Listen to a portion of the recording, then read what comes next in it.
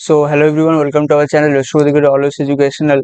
आज हम बात करेंगे बाइवेरिएट एनालिसिस के क्वेश्चंस के ऊपर। लेकिन उससे पहले ये जो चैनल आपको दिख रहा है स्क्रीन पे, ये चैनल को जरूर से सब्सक्राइब कर लो, क्योंकि ये हमारा चैनल है जहाँ पे आपको बहुत सारा एजुकेशनल कंटेंट मिलता रहता है। जैसे यहाँ पे आपको स्टैटिस्टिक्स का लेक्चर्स मिल रहा है, सेम तरीके से फिजिक्स, केमिस्ट्री, मैथ्स, इसका भी लेक्चर्स आपको यहाँ पे प्रोवाइड किया जाता है। तो डेफिनेटली चैनल को सब्सक्राइब कर लो। साथ ही साथ अदर कंटेंट जैसे कॉलेज डेज पे आपको कैसे किस किस चीजों पे आपको ध्यान रखना चाहिए, उसके ऊपर भी अपकमिंग वीडियो आने वाला है। तो वो सब जो भी वीडियोस है वो आपको अगर एक्सेस करना है तो डेफिनेटली इस चैनल को सब्सक्राइब करके बेल आइकन को ऑन कर लेना और ऑल प्रेस कर लेना, ताकि नोटिफिकेशन आपको पहुंच पाए। चलिए आज स्टार्ट करते हैं आज का जो हमारा जो काम है उसके बारे में। तो देखिए, जो रिग्रेशन है वो हम स्टार्ट करने वाले हैं इसके बाद। और बाइवेरिएट एनालिसिस उसके जस्ट मतलब कुछ और 2-3 वीडियोस आएगा।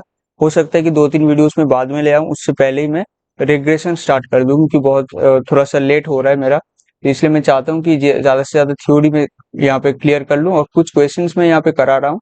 लेकिन ये जो क्वेश्चंस आपको यहाँ पे दिख रहा है, ऐसा क्वेश्चंस बहुत सारा है किताब में, जो भी इम्पोर्टेंट है उसको मैं यहाँ पे कराने वाला हूँ। कौन सा किताब में फॉलो कर रहा हूँ, मैं पहला वीडियो दिया था तो उसको आप देख सकते हो, प्लेलिस्ट ऐड हो चुका है। आप नीचे देख सकते हो, प्लेलिस्ट को एक्सेस भी आप कर सकते हो। ठीक है, स्टैटिस्टिक्स क्लास 12 और स्टैटिस्टिक्स क्लास 11 WBCHSC बोर्ड के लिए अलग से 2 प्लेलिस्ट ऐड हो चुका है, तो उसको आप एक्सेस कर सकते हो। चलिए आज हम बात करते हैं बाइवेट एनालिसिस के ऊपर। यहाँ पे फर्स्ट क्वेश्चन आपके आंखों के सामने है और स्क्रीन के सामने है, तो definitely you can try to solve this question. ये जो क्वेश्चन है इसमें बहुत ज्यादा कॉमन क्वेश्चन है, मतलब बहुत सिंपल क्वेश्चन आप ऐसे बोल सकते हो। आपको अगर फॉर्मूला पता है और आपको मतलब पता है कैसे आप निकाल सकते हो, तो जस्ट आप कर सकते। This is the basically formula. मैं इसको क्यों लिख के रखा हूँ, क्योंकि रिग्रेशन पे इसका काम आने वाला है। कि आप यहाँ पे इस चीज को आप जस्ट ध्यान पे रखिएगा कि यहाँ पे हम इसको जो आर लिखते थे, या कोरिलेशन कोएफिशिएंट, जो कार्ल पियर्सन कोरिलेशन कोएफिशिएंट हम निकालते थे आर, उसको हम एक्स वाई भी लिख सकते हैं, मतलब आर की सफिक्स में एक्स वाई भी लिख सकते हैं। और इसको हम आर वाई एक्स भी लिख सकते हैं, कुछ भी लिख सकते हैं। आप अगर इसमें ऑर्डर मेंटेन नहीं कर रहे हो तो कोई भी दिक्कत नहीं है, कोई प्रॉब्लम नहीं होगा।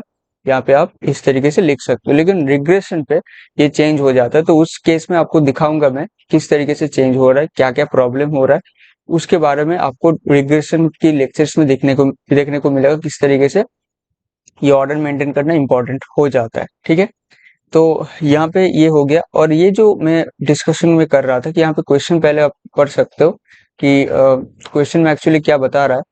You can see that question में बता रहा है कि 2 वेरिएबल्स है x and y. Take the values. आपका एक्स और वाई दो वैल्यू दिया गया है। जरूर से यहाँ पे आप ध्यान रख सकते हो कि यहाँ पे जो भी वैल्यूज दिया गया है इसको आप इजीली आप देख सकते हो। यहाँ पे this is ungroup data, this is ungrouped data. इसका मतलब है यहाँ पे कोई ग्रुपिंग नहीं है, और साथ ही साथ यहाँ पे कोई फ्रीक्वेंसी नहीं है। मतलब फ्रीक्वेंसी है, लेकिन फ्रीक्वेंसी मतलब पूरा जो एक्स और वाई है, दोनों पेयर का फ्रीक्वेंसी एक एक करके है। ठीक है, तो यहाँ पे कोई भी दिक्कत नहीं है, फ्रीक्वेंसी का कोई चक्कर नहीं है, ग्रुपिंग का कोई चक्कर नहीं है। जस्ट आपको सिंपल एक डेटा दिया गया है। यहाँ पे फ्रीक्वेंसी भी उसका भी बहुत ज्यादा रोल नहीं है। मतलब पूरा जो पेयर है एक्स वाई का, सारा पेयर का जो फ्रीक्वेंसी है वो एक है, तो उसके लिए आपको कोई टेंशन लेने की जरूरत नहीं है। जस्ट आपको सॉल्व करना है नॉर्मली।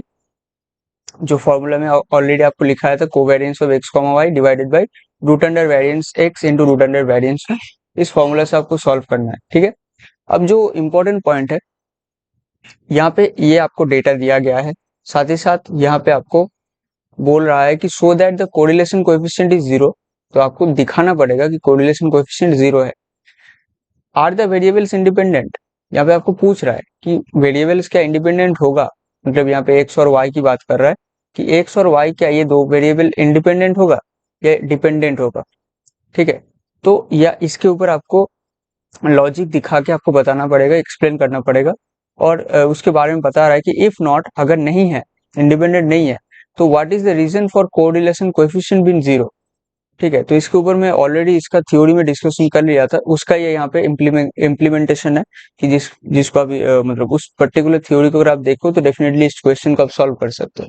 तो यहाँ पे आप देख सकते हो ये दिया गया है। तो चलिए नेक्स्ट पेज में और देखते हैं इसका सॉल्यूशन क्या होगा।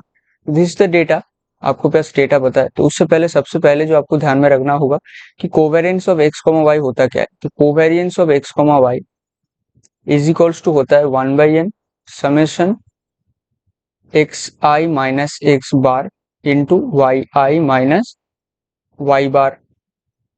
इसको आप ऐसे भी लिख सकते हो 1/n summation x i y i minus x bar y bar. ठीक है, थ्योरी में मैं डिस्कशन कर चुका था। अब यहाँ पे ध्यान से देखिएगा एक्स बार क्या होता है। एक्स बार इक्वल टू होता है आपका 1/n समेशन एक्स आई। तो मतलब यहाँ पे आपको ध्यान से समझना चाहिए कि कौन सा चीज यहाँ पे लगने वाला है। पहला चीज तो लगने वाला है ये 1/n summation of x i y i, या आप ऐसे भी लिख सकते हो कि 1/n, तो आपको पता है n कितना होगा, 4 होगा, n इक्वल टू यहाँ पे n इक्वल टू आपका 4 होगा। तो इनका कोई चक्कर नहीं है। चक्कर क्या है, ये वाला एक्स आई वाई आई का आपको वैल्यू निकालना पड़ेगा। सेम तरीके से यहाँ पे एक्स आई का value summation of x i निकालना पड़ेगा, summation of x i y i निकालना पड़ेगा। दो वैल्यू अगर आपको पता होगा तो आप डेफिनेटली इसको कर सकते हो। ठीक है, तो पहले हमें फाइंड करना पड़ेगा एक्स वाई वाई आई। ठीक है, अब उसके लिए आपको क्या करना है बेसिकली, तो आप अगर देखोगे कि एक्स आई वाई आई मतलब होता क्या है, तो मैं आपको दिखाता हूँ कि एक्स आई वाई आई मतलब होता क्या है। अगर आप देखोगे 1/n summation of x i y i, इसका मतलब सिंपली होता है x1 y1 plus x2 y2 plus x3 y3, इस तरीके से चलता रहता है। लेट सपोज कि इन वैल्यूज है, तो उसके लिए आपका xn yn होगा और नीचे क्या होगा 1/n होगा। तो अगर आप सिर्फ इस चीज को लेके चलोगे, सिर्फ अगर आप इस चीज को लेके चलोगे तो डेफिनेटली 1/n नहीं आएगा, ये आपको फाइंड करना पड़ेगा। ठीक है, जो आपके स्क्रीन पे दिख रहा होगा। तो you have to find this one. ठीक है, तो इसके लिए आपको डेटा तो दिया गया है, एक्स और वाई का डेटा। क्या दिया गया है, एक्स वाई का डेटा। अगर आप देखोगे ध्यान से देखिएगा, एक्स वाई का डेटा क्या दिया गया है। एक्स वाई का आपका डेटा में दिया गया है -3 9 -1 1। तो -3 9 -1 1, फिर दिया गया है 1 1 3 9। सो यहाँ पे 1 1 3 और 9, तो ये आपका डेटा दिया गया है। तो आपके पास डेटा पता है, तो आप इसको निकाल सकते हो। कैसे निकालोगे, देखो -3 इंटू 9। ठीक है, क्योंकि x1 का वैल्यू यहाँ पे क्या है -3 है, y1 का वैल्यू क्या है 9 है।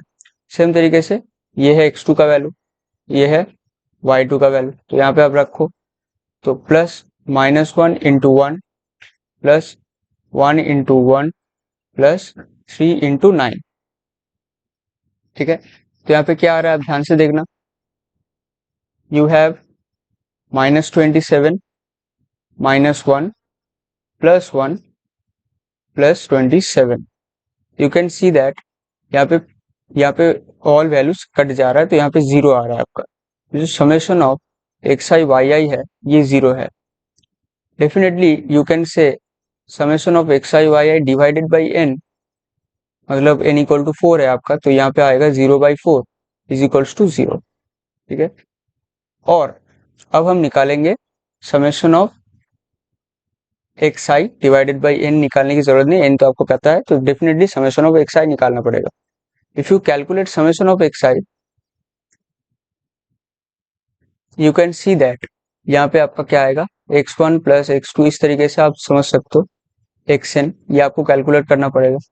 तो अब x1 का वैल्यू क्या है, यहाँ पे ध्यान से देखना -3 है, फिर -1 है, फिर 1 है, फिर 3 है। तो you can see that -3 -1 plus 1 plus 3। क्या आपको सीधा सीधा यहाँ पे नहीं दिख रहा है, यहाँ पे all values are getting cancelled, तो यहाँ पे भी 0 आ रहा है। तो यहाँ पे समेशन ऑफ एक्स आई ये भी 0 है। इसका मतलब है summation of x i divided by 4, जहाँ पे n का वैल्यू 4 है, तो इसको n लिख सकते हो 0/4 इक्वल टू 0। इसका मतलब यहाँ पे आप लिख सकते हो कि x बार इक्वल टू 0, क्योंकि यही तो x बार है ना। You can see that this one is x bar this one is nothing but x bar. अब यहाँ पे आपको दिख रहा होगा कि ये क्या है, ये आपका जो कोवेरिएंस का पहला टर्म होता है, आप देख सकते हो this is the first term of covariance of x comma y. और सेकेंड टर्म क्या होता है, x bar into y bar. Y bar करने की भी जरूरत नहीं है क्योंकि एक्स बार तो जीरो है, और जीरो इंटू समथिंग पॉजिटिव या समथिंग नेगेटिव जीरो ही होगा। इसका मतलब covariance of x comma y जो होगा वो जीरो माइनस क्या होगा, zero minus zero into y bar, इसका मतलब जीरो। तो कोवेरिएंस अगर जीरो आ रहा है इसका मतलब आपका जो आर आएगा वो जीरो बाई समथिंग आएगा। और नीचे क्या होता है, वेरिएंस वाला टर्म होता है, वेरिएंस वाला टर्म कभी भी जीरो नहीं होगा, जीरो से ज्यादा ही होता है, पॉजिटिव होता है। ठीक है, तो यहाँ पे ये जो आर है ये जीरो आएगा। अब मैं ऑलरेडी इसके पहले थ्योरी में डिस्कशन कर चुका था कि अगर आर जीरो आ रहा है इसका मतलब क्या है, इसका मतलब है कि ये तो मीनिंग देता है, एक तो है मतलब आर इक्वल टू अगर जीरो पता है इसका मतलब एक ही मीनिंग देता है बेसिकली, इतना कॉम्प्लिकेट करने की जरूरत नहीं है। इसका मीनिंग है कि जो लीनियर रिलेशनशिप है, रिलेशनशिप बिटवीन टू वैल्यूज, ये आपका जीरो आएगा। ठीक है, तो इसका मतलब अगर आपका आर जीरो दे रहा है इसका सीधा सीधा मतलब है कि लीनियर रिलेशनशिप नहीं है, दोनों जो वेरिएबल है उसके बीच में लीनियर रिलेशनशिप नहीं है। यहाँ पे दो वेरिएबल क्या है, एक्स वाई, तो इसके बीच में नो लीनियर रिलेशनशिप।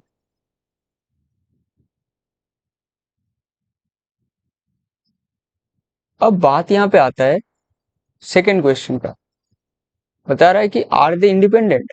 ध्यान से देखना, you can see here the question says are they independent, are the two variables are independent. No, no, क्यों क्यों नहीं है, क्योंकि आप ध्यान से देखना यहाँ पे आपको एक पैटर्न समझ में आएगा। फ्रॉम दिस गिवन डेटा, जो गिवन डेटा है वो क्या है, ये है गिवन डेटा।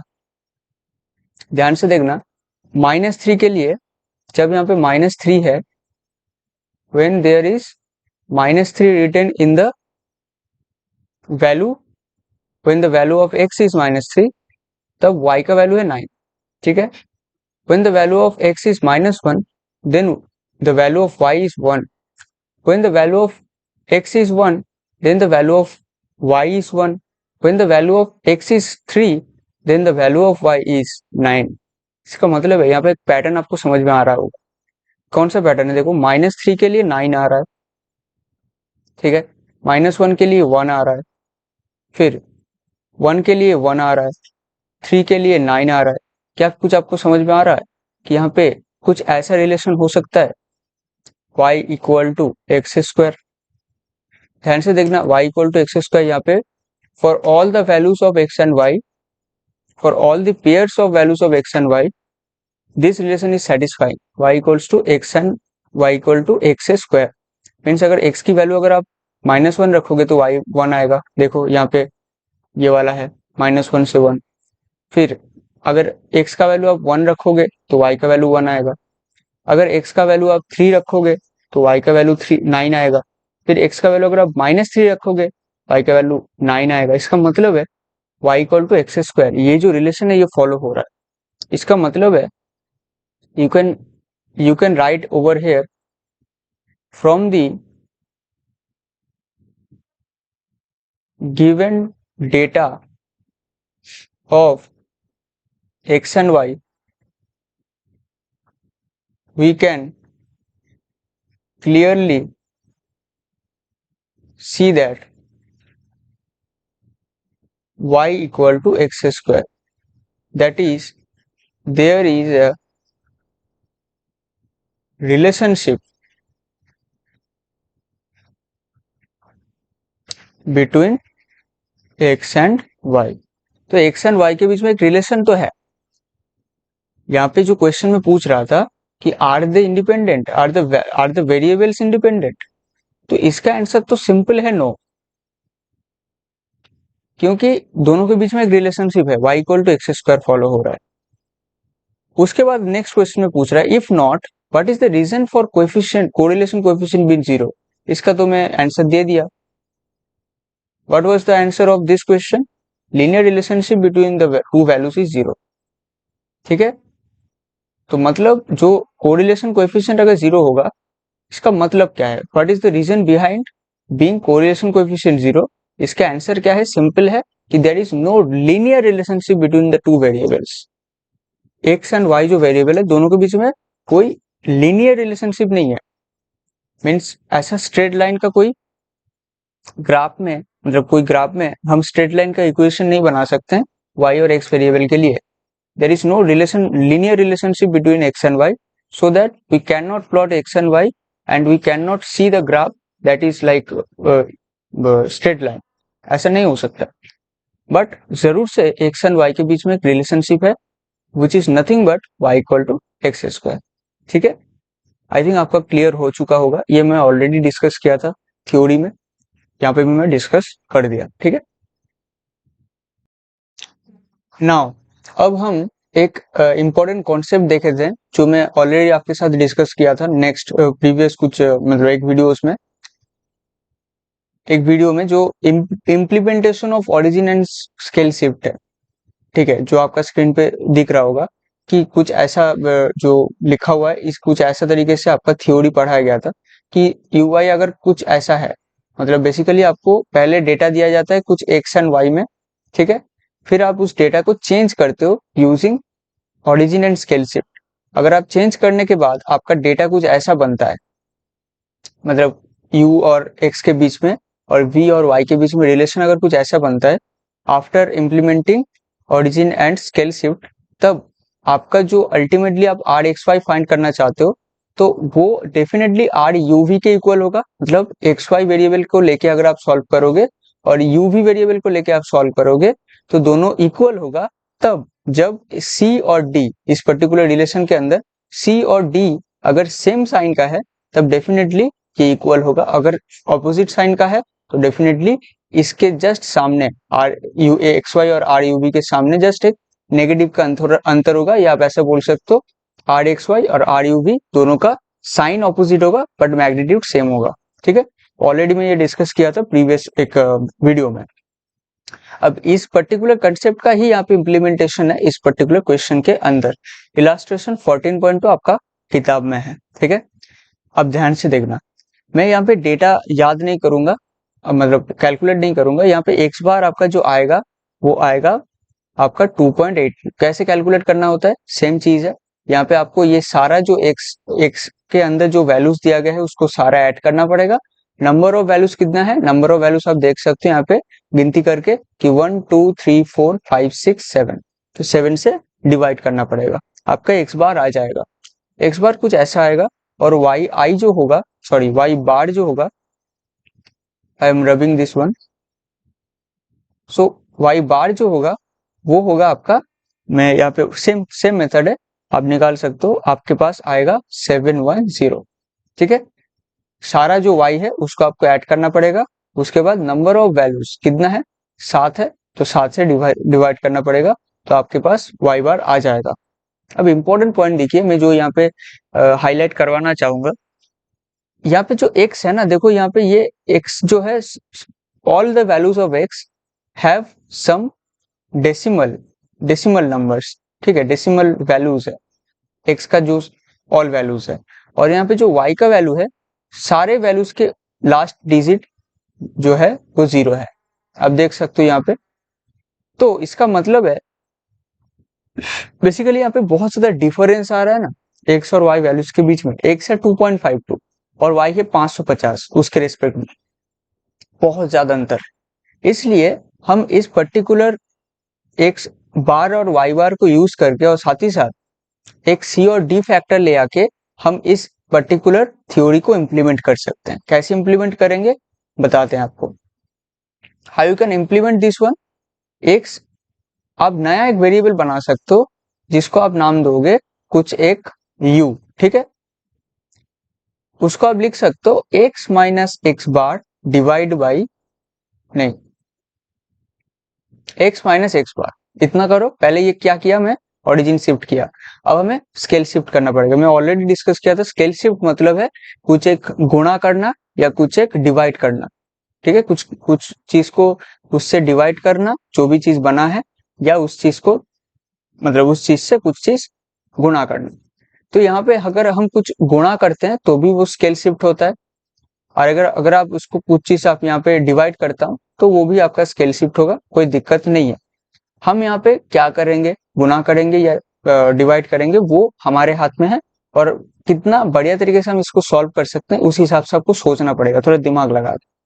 ध्यान से देखना, जो मैं यहाँ पे डिस्कस किया, यहाँ पे 2 डिजिट के बाद, मतलब इधर से अगर हम जाएं तो दो दो डिजिट के बाद पॉइंट है, 2 डिजिट के बाद पॉइंट है, 2 डिजिट के बाद पॉइंट है, 2 डिजिट के बाद पॉइंट है, सारा वैल्यूज के 2 डिजिट के बाद पॉइंट है। तो इसका मतलब अगर ऑल वैल्यूज, अगर यहाँ पे मैं ये जो नया वेरिएबल बना रहा हूँ यहाँ पे अगर हम इंटू 100 कर दें, तो ये जो वैल्यू आएगा ये कुछ एक क्या होगा, कुछ एक नेचुरल नंबर पे आ जाएगा, या आप ऐसे बोल सकते हो कुछ एक होल नंबर पे आ जाएगा। तो अगर ये होल नंबर पे आ जाएगा तो हमारे लिए इजी होगा। ठीक है, अब सेम तरीके से यहाँ पे अगर हम इस चीज को देखोगे, y की अगर आप बात करोगे, तो अगर हम इस चीज को थोड़ा सा देखने की कोशिश करेंगे, तो ये जो जीरो है ये तो अननेसेसरी है ना, लास्ट में जीरो सबका है। तो अगर हम डिवाइड बाय 10 कर दें तो ये जीरो कैंसिल हो जाएगा, तो हमारे पास एक ऐसा वैल्यू आ जाएगा जो हमारा काम का हो जाएगा। ठीक है, इसलिए हम हमारे पास जो ट्रिक हम यहाँ पे लगाएंगे, नया जो वेरिएबल बनाएंगे, y का नहीं, y का वेरिएबल बनाएंगे लेकिन उसको एक नया नाम देना पड़ेगा। Let suppose v, let say v, तो यहाँ पे क्या आएगा, y i minus y bar divided by 10। तो हमारे पास यहाँ पे दो अलग अलग वेरिएबल बन गया, y u equal to this and v equals to this. अब आपको एक नया चार्ट बनाना पड़ेगा जहां पे आपको लिखना पड़ेगा कि नया जो वेरिएबल्स बन रहा है उसके बारे में। से u अगर देखोगे तो 2.52 इंटू 100 कितना हो जाएगा, 252, वाहन या बस जो भी बोलते हो, 252, उसके बाद 249, उसके बाद 247, उसके बाद 242, उसके बाद 169, उसके बाद 343, उसके बाद 472। सेम तरीके से यहाँ पे अगर आप देखोगे तो क्या बनेगा, ध्यान से देखना, नीचे बनेगा 55। अब क्या ये बनेगा, नहीं बनेगा, क्योंकि ये आपका इंटू 100 करने के बाद बन रहा है, मतलब x के साथ इंटू 100 करने के बाद बन रहा है। लेकिन क्या हम ये बनाएंगे, नहीं बनाएंगे। तो ये भी बहुत लोग गलती करते हैं, डायरेक्ट इंटू 100 या डायरेक्ट बाई 100 कर देते हैं। ठीक है, इसलिए मैं यहाँ पे गलती करके बता रहा हूँ आपको। आपको तो माइनस एक्स बार भी करना पड़ेगा ना, तो इसका मतलब ये जो एक्स बार है, आप देखो एक्स बार का वैल्यू 2.82 है, तो इससे आप इसको घटाओ फिर करो, फिर वाई बार से मतलब वाई आई से वाई बार घटाओ, फिर बाई 100 करो। तो यहाँ पे जो नया वेरिएबल्स बनेगा वो आप कैलकुलेट कर सकते हो, मैं एक कैलकुलेट करके आपको दिखाता हूँ।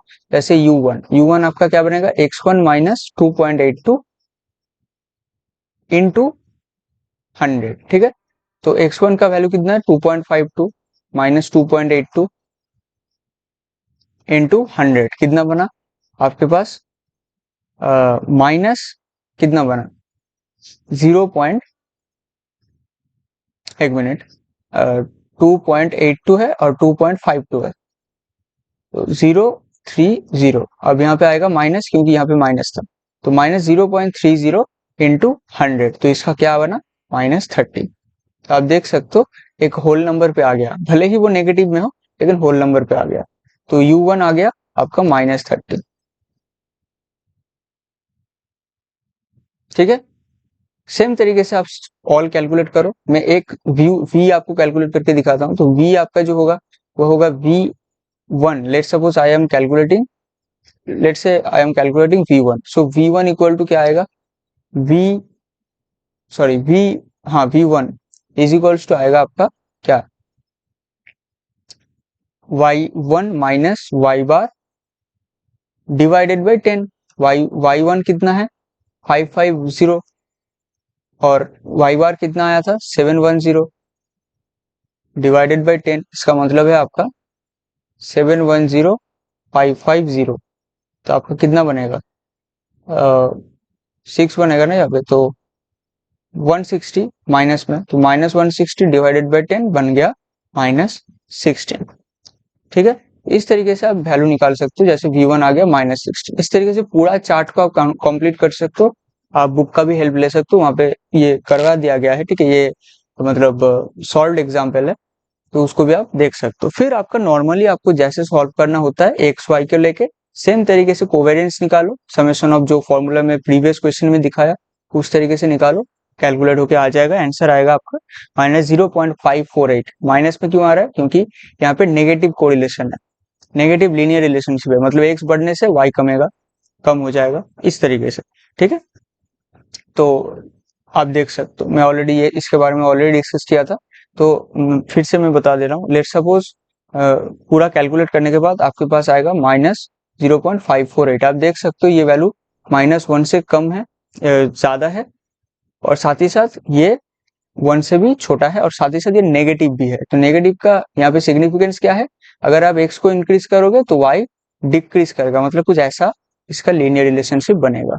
ठीक है, तो you can conclude from this result that there is a linear relationship between x and y, but it is negatively correlated। negatively correlated मतलब नेगेटिव लीनियर एसोसिएशन है दोनों के बीच में। x अगर इंक्रीज करोगे तो y कम होगा, अगर x बढ़ाओगे तो y क्या होगा? आपका कम होगा। x अगर कम करोगे तो y बढ़ेगा। ठीक है, तो ये उल्टा रिलेशनशिप है, तो यहाँ पे आप चेक कर सकते हो। ठीक है, तो इस तरीके से आप कंक्लूजन निकाल सकते हो। कैलकुलेशन तो आप बहुत बार देख चुके हो, कोवेरिएंस, वेरिएंस, स्टैंडर्ड डेविएशन बोल सकते हो, वेरिएंस बोल सकते हो, variance of x, variance y का कैलकुलेशन करना पड़ेगा। यहाँ पे यू और वी को लेके आप करोगे, क्योंकि यहाँ पे आप एक्स और वाई को यू और वी में ट्रांसफर कर दिए हो, तो डेफिनेटली आपको यू और वी को लेके चलना पड़ेगा। ठीक है, तो सेम फॉर्मूला है, कोवेरिएंस का फॉर्मूला लगाओ, वेरिएंस का लगाओ, कर सकते हो। कोई भी दिक्कत है कॉमेंट करना। ठीक है, तो यहाँ पे आज ये 2 क्वेश्चन रखते हैं, उसके बाद बहुत सारा अभी भी क्वेश्चंस है, इसके ऊपर मैं क्वेश्चंस ले आता रहूंगा, ये जो प्रैक्टिस के ऊपर, क्योंकि ताकि आपको प्रैक्टिस हो पाए। और अभी ये मैं नेक्स्ट लेक्चर से कोशिश करूंगा रिग्रेशन स्टार्ट करने की, क्योंकि अब हो गया बहुत बहुत ज्यादा बाइवेरिएट। आई थिंक मैं सफिशिएंट आपको पढ़ा दिया, उसके बाद हम स्टार्ट करेंगे रिग्रेशन एनालिसिस। ठीक है, नेक्स्ट लेक्चर प्रोबेबली आपका रिग्रेशन के ऊपर आएगा। ठीक है, मिलते हैं नेक्स्ट वीडियो में, और सपोर्ट बना के रखिए, सब्सक्राइब कीजिए, शेयर कीजिए फ्रेंड्स के साथ, कि ऐसा एक चैनल है जहाँ पे अच्छा कंटेंट मिलता रहता है, लेकिन it is quite underrated channel. ठीक है, तो डेफिनेटली आपको सही करना पड़ेगा चैनल को। बहुत लोग अनसब्सक्राइब करके चले गए हैं, करीब करीब 6-7 जन, तो उनको मैं रिक्वेस्ट करूंगा कि अभी भी अगर कुछ मतलब वीडियो देख रहे हो, आपको हेल्प हो रहा है, डेफिनेटली चैनल को सब्सक्राइब कर लेना। जो भी नए लोग आ रहे हैं चैनल को सब्सक्राइब करना, ये मैं रिक्वेस्ट करूंगा। मिलते हैं नेक्स्ट वीडियो में, और ऐसा ही कंटेंट मिलता रहेगा, एजुकेशनल कंटेंट। आप मेरे पूरा चैनल को एक्सप्लोर कर सकते हो, 301 वीडियोस ऑलरेडी अपलोड हो चुका है, बहुत सारा वीडियोस है, आप देख सकते हो। जो भी आपका जिससे आप हेल्प ले सकते हो उसको आप जरूर से ले। ठीक है, 301 वीडियोस आपके लिए बनाया गया है, अपलोड किया गया है, चैनल पूरा फ्लो में चल रहा है। हाँ, बीच में एक हफ्ता में थोड़ा सा मतलब बिजी था, और हो सकता है थोड़ा सा इधर उधर हो जाएगा कभी कभी, क्योंकि मेरा भी कॉलेज चल रहा है, तो थोड़ा सा आप समझ सकते हो मेरे हिंट से। तो डेफिनेटली मिलते हैं नेक्स्ट वीडियो में। ठीक है, सब सपोर्ट बना के रखिए और सब्सक्राइब करके रखो, ताकि नोटिफिकेशन मिल पाए, और बेल आइकन को ऑल प्रेस करके रखो और ऑन करके रखो। ठीक है, मिलते हैं नेक्स्ट वीडियो में।